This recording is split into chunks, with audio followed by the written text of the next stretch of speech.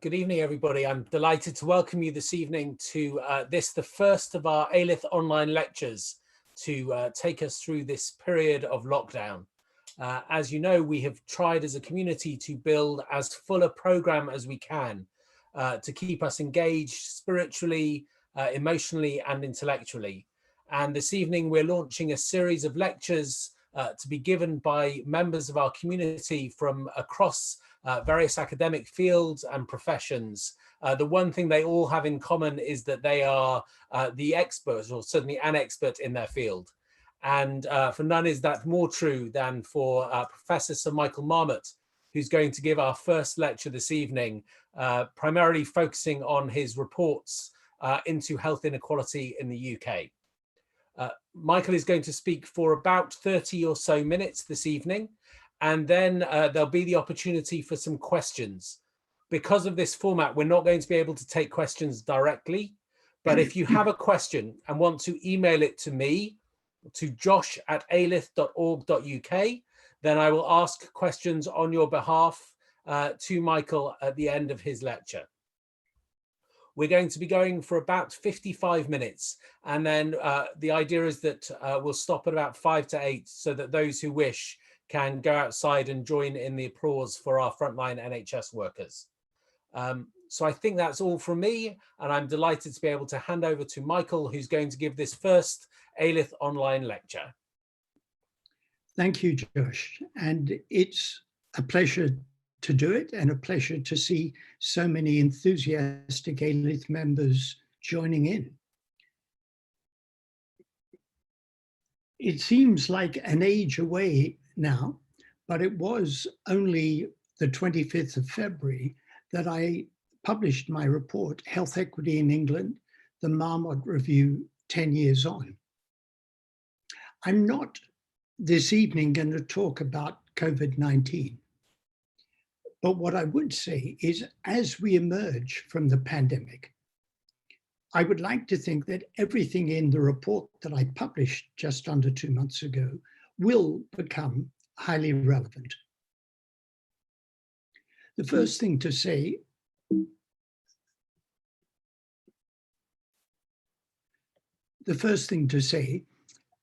although we're going to go out to applaud our NHS staff at 8 o'clock, and rightly so, the perspective that I've taken in my reports is why treat people and send them back to the conditions that made them sick. When people get sick, as we know, and COVID-19 illustrates that, they need high quality healthcare. My perspective is to address the conditions that made people sick. And I've been doing this a while. I chaired a commission for the World Health Organization, the Commission on Social Determinants of Health. We published our report in 2008, and we called it Closing the Gap in a Generation. It was a global report, and the question that was put to me by the British government in 2008 was, how could we adapt your recommendations for one country, England? So I was commissioned to do what became known as the Marmot Review, and we published our report, Fair Society, Healthy Lives, in 2010. I then did a European review of social determinants and the health divide. On the 1st of October, we published the final report of our commission on equity and health inequalities in the Americas. And I am now chairing a commission on social determinants of health in the Eastern Mediterranean region of WHO. And 10 years after my English review, we published Health Equity in England, the Marmot Review, 10 years on. And this was the context, and it's what we found in terms of life expectancy. I'm going to show you a lot of graphs, but I hope you won't find them too complicated. What this shows is life expectancy going back to 1980, females and males. In fact, if we went back further, I don't have a screen big enough, to 1890, what we saw was that life expectancy improved about 1 year every 4 years. And that went on for more than 100 years. And in 2010, it screeched to a halt. And you can see the dramatic slowdown that happened. And that obviously raises questions. What happened in 2010? When we first published these figures, the government said, oh, it was nothing to do with us. You couldn't possibly be saying it was austerity. It must have been a bad winter or obesity or anything other than government policy. Well, as it went on, it was clear it wasn't a bad winter. It wasn't obesity. It was a dramatic slowing of the improvement in life expectancy. And what we also have long observed are the inequalities in health. If we classify the areas in where people live by degree of deprivation, index of multiple deprivation, what we see is a social gradient. Going from the most deprived to the least deprived is not just the poor people have poor health, but it's a gradient. The more affluent, the longer the life expectancy, and people in the middle have shorter life expectancy than people at the top, but longer life expectancy than people at the bottom. And the slope of that gradient, the inequalities, increased over the last 10 years. So it wasn't just that life expectancy stopped improving, but inequalities increased. And it's not just length of life, but quality of life. The top graph is life expectancy for neighborhoods classified by degree of deprivation. And the bottom graph is disability-free life expectancy. So it's healthy life expectancy. People at the top have about 12 years of their lives on average with disability. People at the bottom have about 20 years of their lives with disability. And the horizontal line I've drawn here is the pension age, which is being advanced from 65 to 68.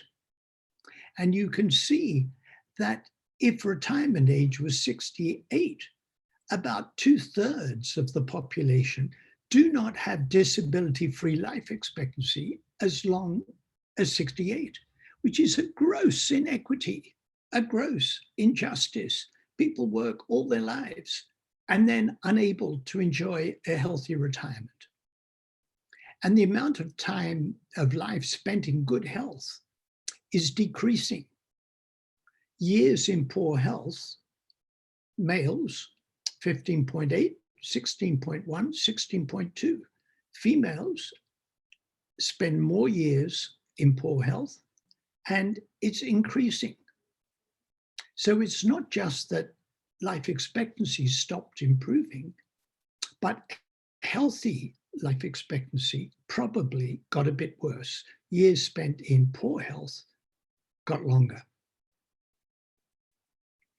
And if we look by regions of the country and deprivation, we see this interesting phenomenon. If you're in this is women I'm showing you, if you're in the least deprived 10%, 2010, 12 to 2016, 18, it doesn't much matter where in the country you live.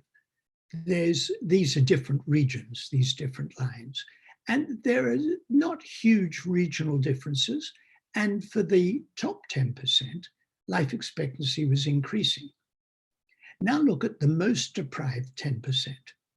Huge regional differences. It really matters. So if you're in the most affluent 10%, doesn't matter where you live, north, south, Midlands, wherever, doesn't matter. But it really matters if you're in the bottom 10%. So for women in the most deprived 10% in London, life expectancy increased For virtually every other region except the Northwest, life expectancy in the poorest 10% of women went down. Didn't just stop increasing, it was getting worse. And that really should not happen. We've got used to the idea that health improves year on year. That's what we've come to expect. Society gets better, health improves. And it's not happening. Inequalities are increasing, and life expectancy for the poorest women outside London is going down. And to show you this phenomenon, here's London for the two time periods and the Northeast. So up here at the least deprived, London and the Northeast doesn't differ very much. You can see the gradient, but the more deprived the area, the more the disadvantage of living in the Northeast. Or to put it the other way around, if you live in the Northeast, the greater the disadvantage of living in a more deprived area. And for London, the life expectancy at birth went up. But in the Northeast, the life expectancy went down in the most deprived areas. I throw this in the US because we're not alone. In the United States, life expectancy declined 3 years in a row. And just think what that means. As I said, we're used to expecting health to improve year on year. Here's arguably the richest country in the world. If you listen to the president, it's never been better. But life expectancy is going down year on year. And a big contributor to that decline in life expectancy in the US are so-called deaths of despair. Mortality due to poisonings, largely opioids, suicide, and alcohol-related causes. And that's why I say the mind is an important gateway by which social determinants affect ill health. There's mental illness and well-being, the so-called deaths of despair, and psychosocial pathways to physical illness through an effect on behaviors and stress pathways. And what's been happening to inequalities in the US?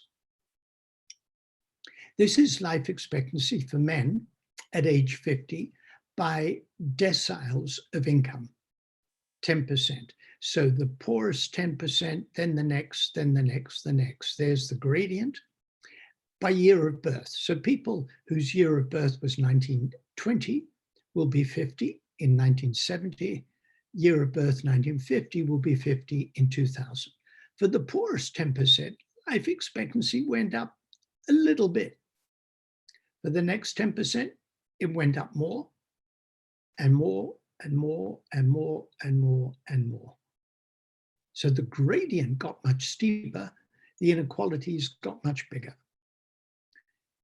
I am slightly reluctant to show you the next slide because you've been dealing with bad news all day. And the last thing you want at this time of day is more bad news. But you're strong. I'm sure you can take it. That's women. Life expectancy went down at age 50 in the US for the poorest 10%. For the next 10%, life expectancy went down for the bottom 30% of women in the income distribution. And the inequalities got dramatically bigger. This is huge. And my general approach is that health tells us something fundamental about the nature of society. And health inequalities tells us something fundamental about inequalities in society. If health has stopped improving, it means society has stopped improving. If health inequalities are increasing, It means inequalities in society are increasing.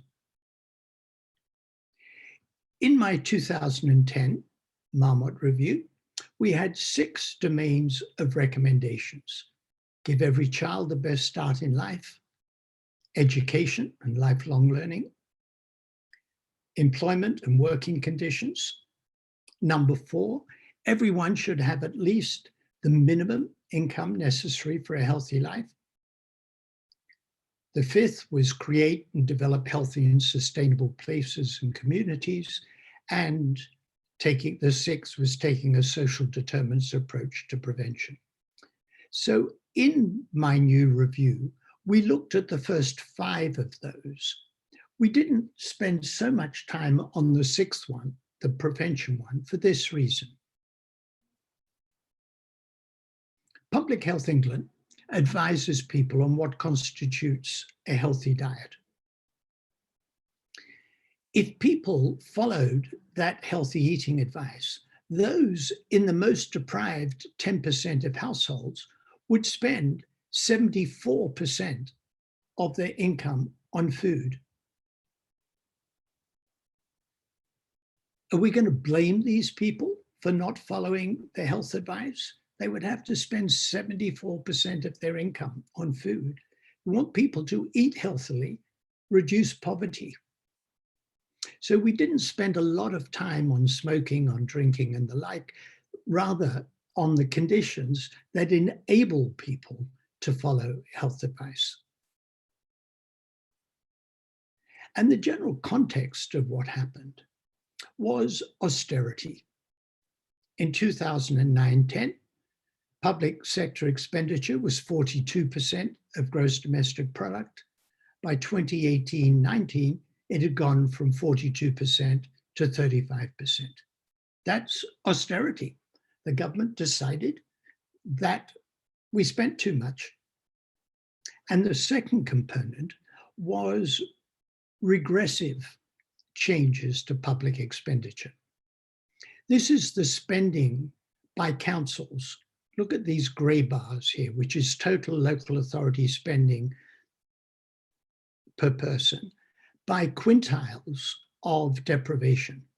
So local authorities that were in the poorest 20% of areas, spending went down by 32%. In the least deprived 20%, spending went down by 16%. Neatly regressive. The more deprived the area, the greater the need, but the greater the reduction in spending per person. So there was a rolling back of the state and an increase in the regressive nature of public spending. Now, we were told the reason for this was to get economic growth, to get the deficit down. Well, it didn't work. This is the income of employed people from 2007 to 2017. Greece had nearly 18% reduction, then Mexico, and the UK was the 3rd worst of all these rich countries. So if the reason for austerity was to put the economy on a good track, by this measure, the salaries of employed people, it really didn't work. What about early childhood?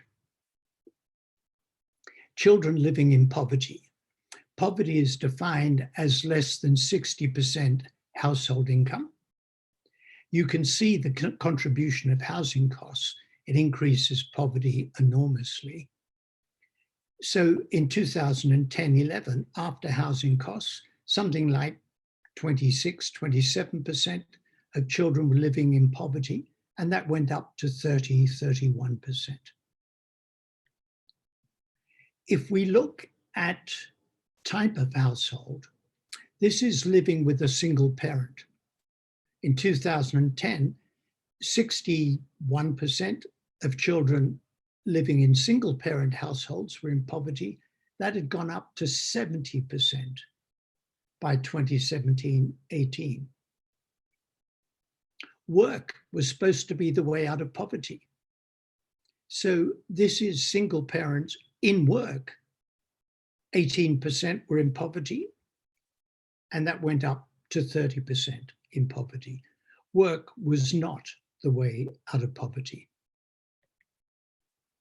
But I have good news. We're working with Greater Manchester. Greater Manchester said, we can break these links. What we know is that children eligible for free school meals, the poorer children, do worse on early child development than the average. And in Greater Manchester, these poor kids, if you look at the proportion of children doing well, ready for school at age 5, Greater Manchester was worse off than the English average. And they said, we can change that. And they did. In 3 years, they closed the gap with the English average. So it's possible to make a difference really quickly. I said that work was supposed to be the way out of poverty. In fact, the number of workers in poverty increased. And it's now the case in England. My report was devoted to England. It's now the case that the majority of people in poverty are in households where at least one person is working. I showed you the regressive nature of local government spending. These are the Chancellor's changes to the tax and benefit reforms between May 2015 and June 2017. Look at working age families with children. If you are in the bottom 10% of income, as a result of the Chancellor's changes to the tax and benefit system, you got a greater than 15% drop in income. If you're in the next 10%, a 12% drop, then a 9% drop, and the richer you were, the smaller the drop. I showed this graph, or an earlier version of this graph, to a former government minister and said, your government's policy was to make poor people poorer. Your government's policy was regressive. And he said, well, maybe that wasn't the purpose of our policy, to make poor people poorer. And my response was, there are very smart people in Her Majesty's Treasury. They must have told the Chancellor that this was the effect of his policies, even if it wasn't his explicit aim. It was the predictable effect. I can't resist showing this. The Office for National Statistics looks at various ways of classifying income. So original income is the income you get in the market. And for people in the bottom 10%, they pay 90% of their income in tax. Not direct taxation, not income tax, but consumption tax, indirect taxation. Gross income is original income plus benefits. And because benefits are approximately double the income for people in the bottom 10%, they pay 45% of their gross income in tax. People at the top pay 35%. I'm no economist, but I think that's unfair, that people at the bottom should pay a higher proportion of their income in tax than people at the top. Would you design a taxation system that way? I showed you some data from the US. Surely the US wouldn't do that. This is US tax rates by income level. 0 to 10th, 20th to 30th in 1950. And you can see it is progressive, particularly when you get up to the 80th to 90th centile. it's progressive. But then it became, in the 1980s, a good deal less progressive. It became less progressive still. And then Trump claimed, dishonestly, like most of his claims, that he introduced the biggest tax change ever in the history of the universe. And that's what he did. He continued it. So if you look, these are effective tax rates. So this is income tax, federal, state, local, property tax, consumption tax. People in the bottom 50%, their effective tax rate went up from 22.5 to 24%. What America sportingly calls the middle 40% went up from 25 to 27.6, and the richest 400 went down. So they have the lowest rate of tax of any income group. So we seem to be heading in the US direction when it comes to tax. And then we claim we haven't got money to spend on children's services or on schools. And in the US, that's had a big effect. Look at social mobility. The percent of children earning more than their parents. Children born in 1940, more than 90% could expect to earn more than their parents. That's the American dream. Your children will be better off than you are. And look how it plummeted. So children born in 1984 was 50-50.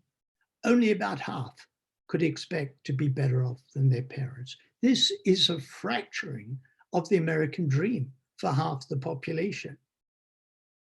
And that might well relate to the fact that life expectancy stopped improving and inequalities in health got dramatically bigger.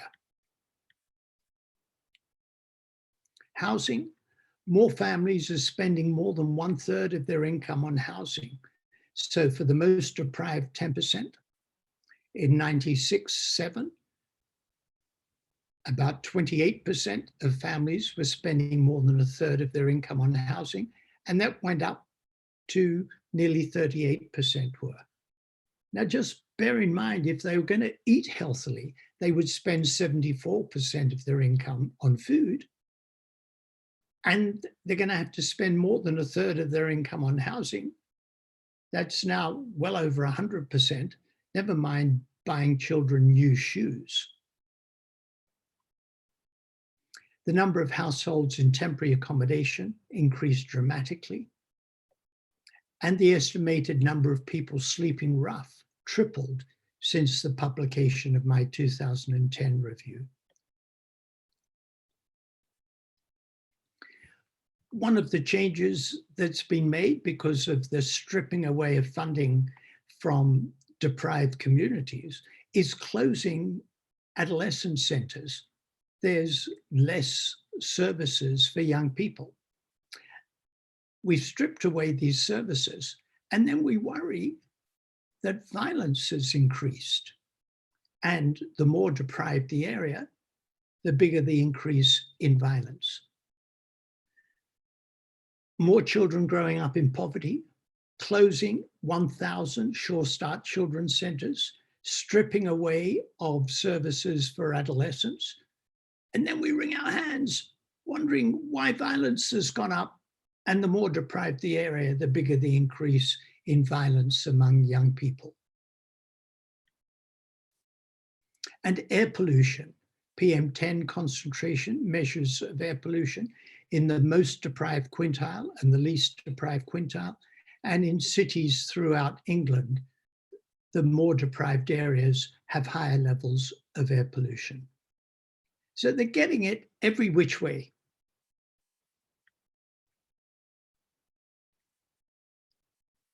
I said, I'm not going to talk much about it now, but I said quite a lot in my report about climate change, and that we need to bring the climate change and health equity agenda together.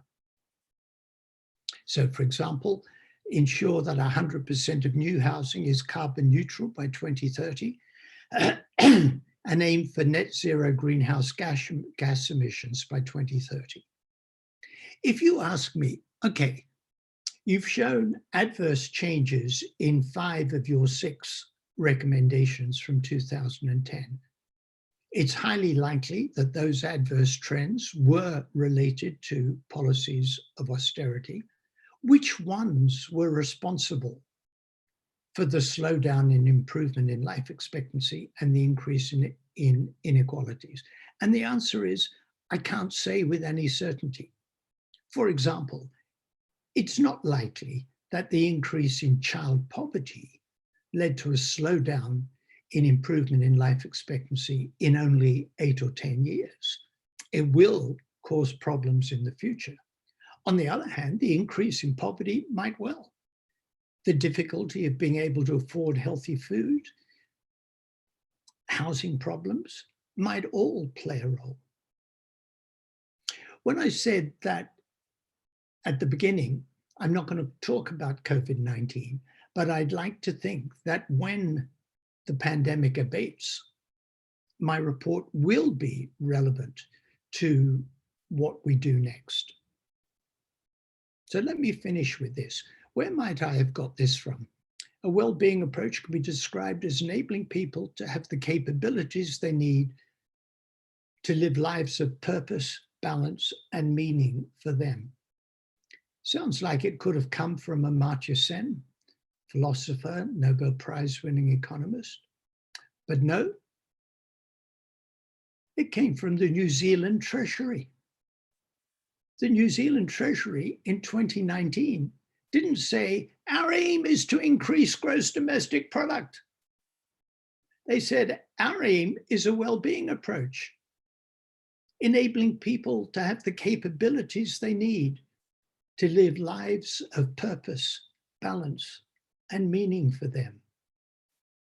As we emerge from the pandemic, I'd like the Chancellor of the Exchequer to stand up and declare that the purpose of the government is a well-being approach to create the conditions for people to live lives of purpose, balance, and meaning for them. Thank you.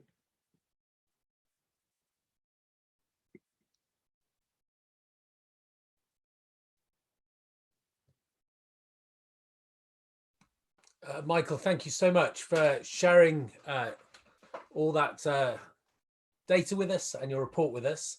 I know you said you didn't want to speak about COVID-19, but obviously everyone else really wants to. It is a huge kind of part of what we're living to at the moment.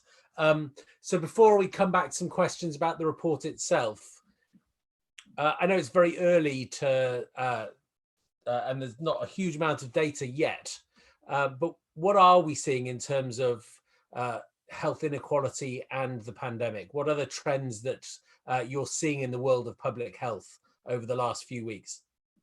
Well, the first thing is it's very difficult to get accurate data on the incidence of COVID-19. By that, I mean new infections, because of our failure to have widespread testing. The lack of availability of testing, we don't know how many cases are out there. In the early stages of the epidemic, people said, oh, this is a great equalizer. The Prince of Wales was infected, the Prime Minister was infected. Very easy to say it's a great equalizer. In the latter stages, that goes away completely. As social isolation, social distancing comes into force, there's good reason and good evidence to suggest that the poorer you are, the greater your risk. So for example, if you look at data on income and employment by income level, the lower your income, the less likely you are to work in an occupation where you could work from home. Look, about a third of household expenditure on average is in going out, eating out, hotels, entertainment, and the like. Now, not difficult to predict that of that third on average, that tends to be higher the higher your income. But the people employed in those occupations all come from the lower end in the service sector. So what's happened is that employment in hospitality, hotels, cleaning and the like has gone down, and richer people are spending less money. So it's a very effective Sheriff of Nottingham effect of transferring money from poorer people to richer people. It's really quite neat. Look at housing.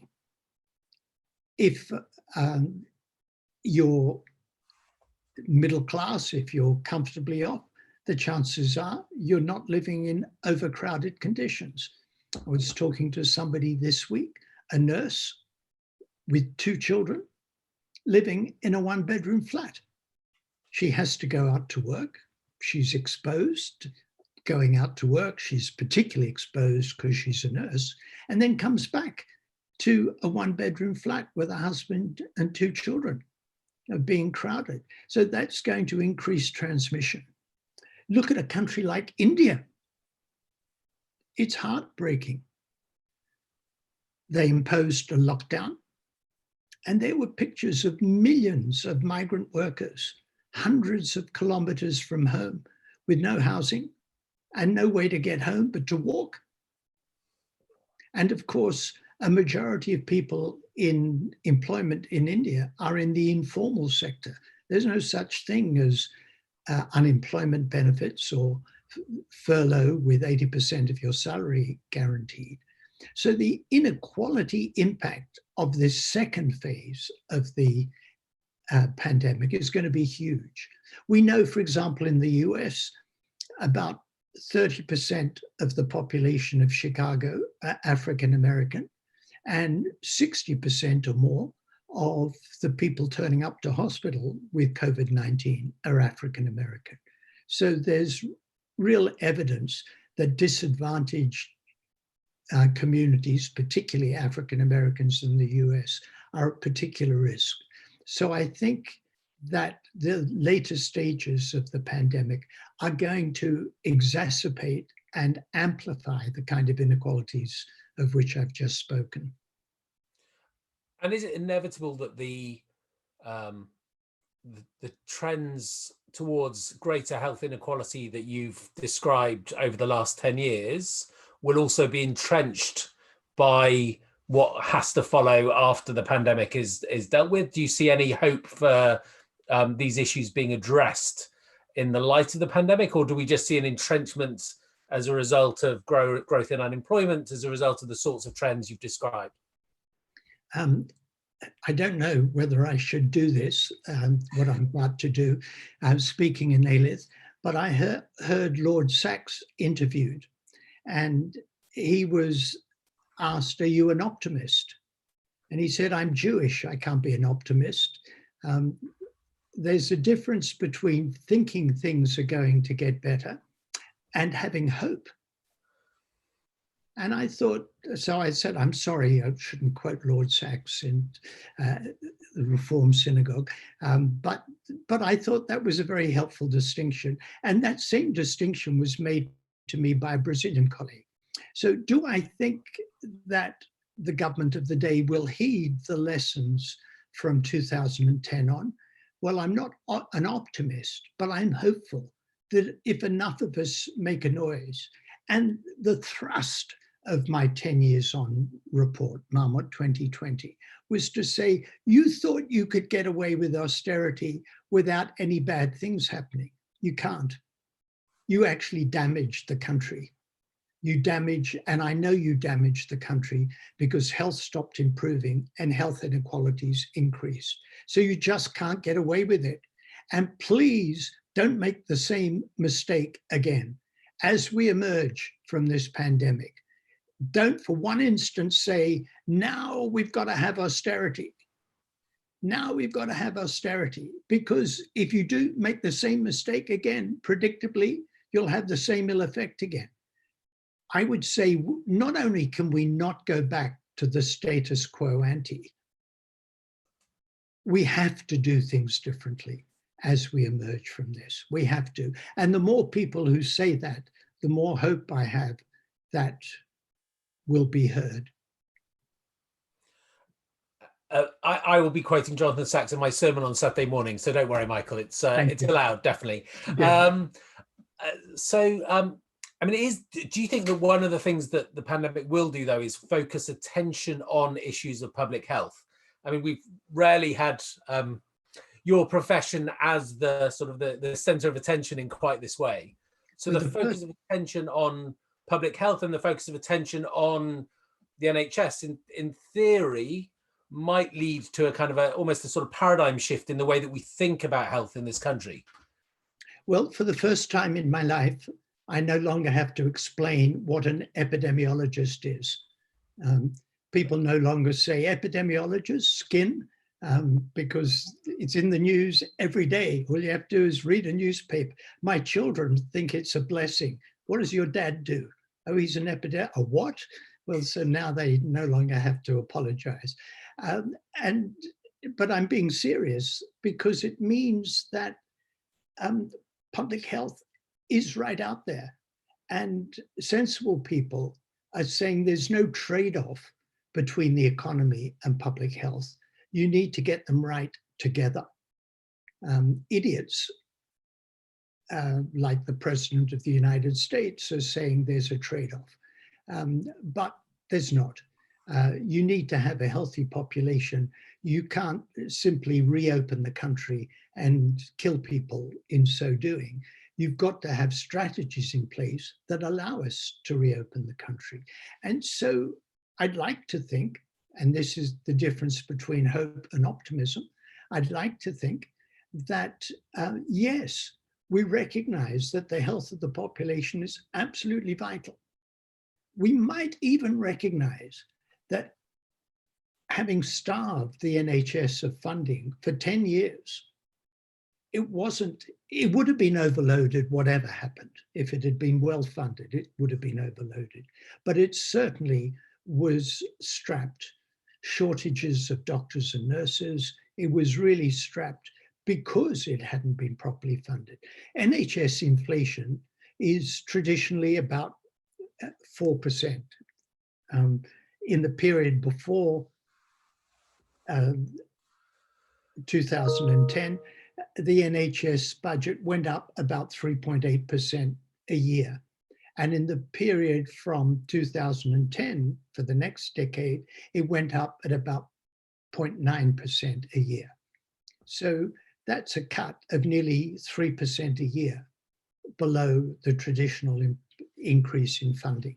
So it was in a very strapped position. Now, I'm sure when the Prime Minister was discharged from hospital, what he said about the NHS was heartfelt. Heartfelt. That won't stop him contradicting himself next week. But I'm sure it was genuine. And that we do need, having said at the beginning of my lecture that why treat people and send them back to the conditions that made them sick? This is not primarily a health care issue, but we do need a properly funded, well-organized healthcare system. I'm very aware that there is going to be a whole set of questions which aren't for you about how do we actually afford to pay for these things? What is it to have a balanced economic approach? I'm waiting for approval from a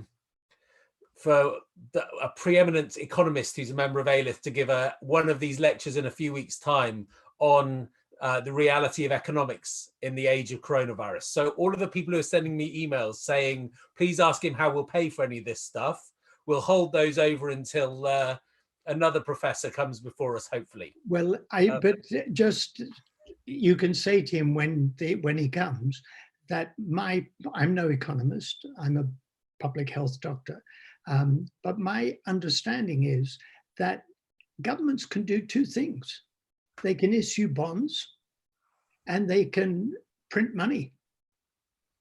And the whole idea, the misapprehension back in 2010, that somehow we've maxed out on our credit card was economic illiteracy of a grand order, because a credit card is not appropriate metaphor for government.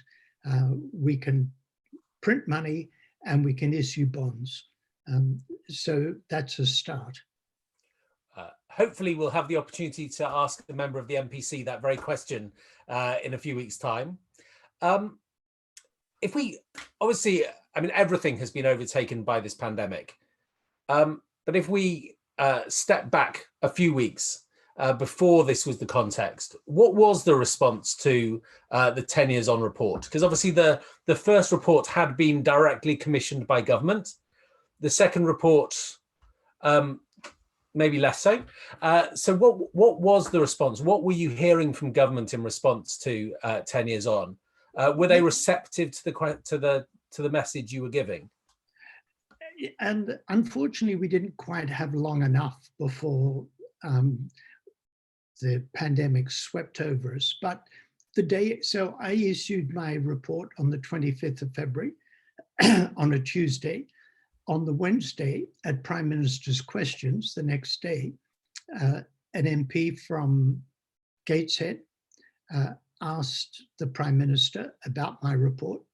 And he said, I have the greatest respect for Professor Marmot. I worked with him when I was in London, and we did a lot of work on health inequalities, which is a slight exaggeration. I don't mean about the respect, I mean about the lot of work. But he responded positively. And then there was an emergency debate the following week in the House of Commons, a 3.5-hour debate. And I must say, I was a bit nervous about the debate. I thought I was going to get trashed by government spokespeople, but they didn't. And I then gave evidence the following week to the House of Lords Science and Technology Committee and got a very receptive, positive reception from Lords from all sides, from Conservative, Labour, Lib Dem, crossbench, a very welcome reception, I would say. So I think people were taking it seriously. I didn't get immediate pushback of, oh, this is social democratic nonsense or whatever you might have expected. From all sides, there seemed to be some welcoming of it and willingness to deal with it. Now, I need to find a way, once the pandemic starts to abate, to get it back on the agenda again so they don't forget it, because they did seem to be taking it seriously. And beyond those kind of rather huge changes in government policy, are there also kind of more micro learnings that you have from the report about ways in which health inequality can be addressed? I mean, I think one of the interesting slides was the slide about school readiness in Manchester, and you know, even against the backdrop of austerity, it's possible for focused efforts to make real change. So what sorts of things are there beyond those big scale changes in taxation policy, benefit policy, and so on? Well, we've been working for several years with Coventry. Coventry declared itself a Marmot city. And what that meant was they took my 6 domains of recommendations from the 2010 review and said, this is going to be the basis for our planning going forward. It was led by the chief executive of the city council, not the public health people. And I was asked by former deputy chair of the Bank of England, he said, any evidence that it worked? And I was a bit, yeah, well, not very good evidence. He said, well, go on, if you've got any evidence at all. I said, well, they claim in Coventry that the proportion of children age 5 ready for school increased, a bit like the Manchester figures, that the proportion of young people aged 18 to 24, not in employment, education or training, NEET so-called, that proportion went down. The proportion of people getting the minimum wage went up. They made changes in active transport planning. So there, it's not hard, solid evidence, but they were pretty pleased with what they did. They approached me and said, we want to renew our commitment as a Marmot city. How do you feel about that? I said, up to you, but great. And then we're working, as I said, with Greater Manchester, with Gateshead, with Chester and Merseyside, with Tower Hamlets. So we've got local areas around the country who've taken this on and said, we can do this at local level. But we also said, my number one recommendation was that the Prime Minister should chair a cross-government, cross-ministerial committee and set a strategy for reduction of health inequalities, because that's how you'll create a better society. So we're very happy to work with local areas, with cities and localities, but we want it to happen at national level too.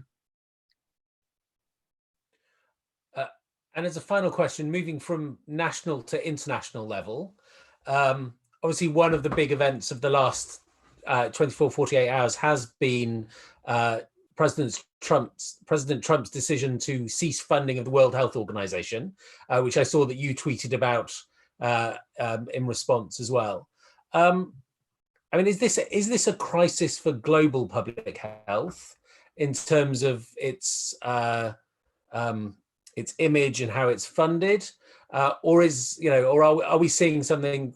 Actually, the growth of public health is something that's internationally going to be at the center of our thinking about politics and how we move forwards. I feel this goes to a set of core values. I would say it's core to our values as a community, and I'm talking about ALITH now. The idea that we are part of a global community, that we're international in outlook, that we have a set of shared values. And I would say I spend a lot of time in global health. And Tony Bayfield asked me once, or rather I talked to Tony about the extent to which what I was doing related to my Jewish background. And I said to Tony that I thought the autobiographical question was monumentally uninteresting. I was more interested in the theoretical question of how my ideas about social justice were informed by my Jewish background. And Tony said, I disagree with you. I think the autobiographical question is intensely interesting. Are you doing what you're doing because of your Jewish background? Well, I don't know the answer to that question. But my values, and I would imagine the values of the majority of our community, are global in outlook. We're tolerant. We have a view of a shared humanity. And so what I do, one of the hurtful things about leaving the European Union was it contradicted those values. And the reason I've been comfortable working with the World Health Organization is because it's an expression of those values. Now, it's a huge global civil service governed by 194 member states. So it's not going to get everything right. It's going to make errors and it's going to be frustrating and difficult, but we need it. We need a forum for global cooperation, because as this pandemic has shown us, that health is a global issue. We can't do it in isolation. We need to share values, we need to share knowledge, and we need a global approach to protection. And WHO represents that and enshrines that. And attacking WHO, and particularly attacking it in a dishonest way to make up for your own inadequacies, is evil. It's not just reprehensible. I rarely use words like evil, but it's evil. We need a global organization, and WHO represents that, and we should support it. I was asked by a Chinese journalist today. She said there were two views. One is WHO is hopeless, so take the money away, and WHO is inadequately funded. I said, how can you say it's hopeless when it functions on a pittance. Relatively speaking, an organization that represents the interests of 194 member states has a budget of $3 billion a year. It's nothing, absolutely nothing. Fund it properly and then see if you want to criticize it. But it's not properly funded.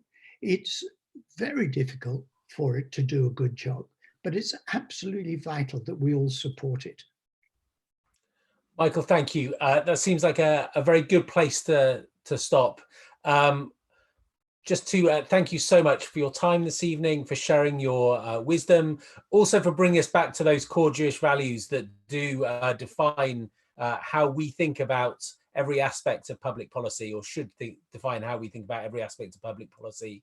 To everyone who is with us, thank you for being with us this evening. There will be another Aleph online lecture next week, where we have one of the world's leading experts in Yiddish as a spoken language, Dr. Lily Khan from UCL, who's going to be talking about Yiddish in the Hasidic community being used as a spoken language and how that changes Yiddish. So this really is an eclectic mix of lectures.